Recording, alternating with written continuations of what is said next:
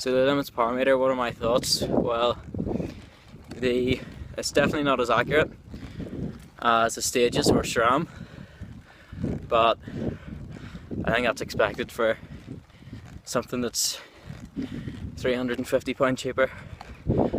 The main thing though is that it's repeatable to itself, and that's all that really matters when it comes to a power meter. As long as it's repeatable to itself, you'll still be able to train properly, because if it reads say 600 watts when you're only doing like 300 and it's always wrong, it doesn't really matter.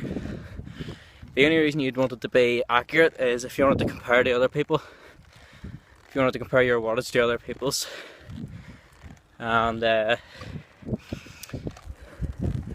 it's fun doing that, but at the end of the day you're buying one so you can get better, not so you can compare it to other people's power. And that's what it is, it's a training tool, so use it for that. And if you want to change the crank length settings on your Garmin, then you need to go into settings, bike profile, bike 1, bike 1 again, and if you scroll down, there it is there, crank length, and just set it to whatever your crank length is. And people are saying about the Q factor of the limits. I don't think it's that bad, to be honest. The only thing I have noticed about the limits power meter is whenever you're out of the saddle, the power numbers go down. Like even if you're turning like the same gear at the same cadence out of the saddle, the power numbers are a lot lower than if you were in the saddle. So I think they need to sort something out with that. But yeah, it's pretty good. Like, you're not going to get a power meter that cheap anywhere else.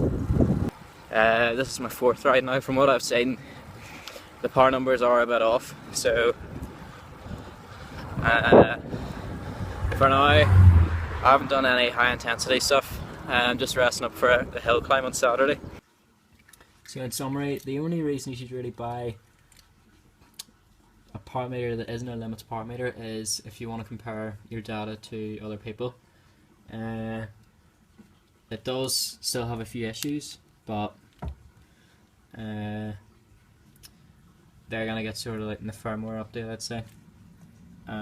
Like the only main issue is when you're out of the saddle, the power number goes down a wee bit, but I would say that's to do with where your foot sits on the cleat and how far in or how far out you are. But apart from that, like, you can't really fault the power meter. It's repeatable to itself, which is what a power meter should be. In